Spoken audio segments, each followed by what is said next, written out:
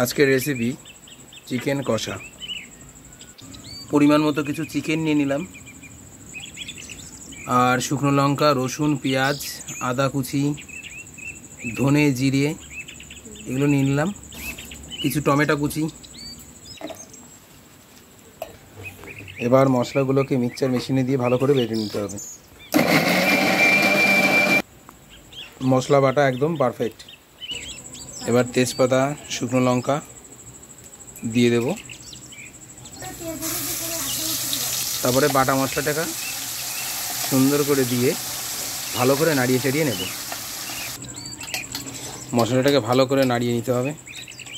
যখন মশলা থেকে তেল ছাড়বে তখনই কিন্তু আমরা মশলাটি নাড়ানো বন্ধ করব, এবং আপনারাও করবেন। মশলা থেকে তেল ছাড়লে ঠিক এইরকম একটি কালার যখন আসবে, তারপরেই কিন্তু আমরা মাংসটিকে দিয়ে দেব।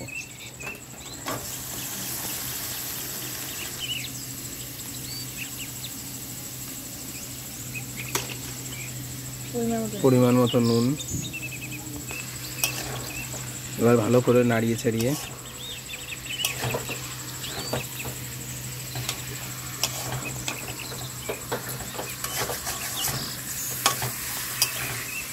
কষানোর পরে দেখবেন এরকমভাবে জল ছাড়তে লাগবে মাংস থেকে,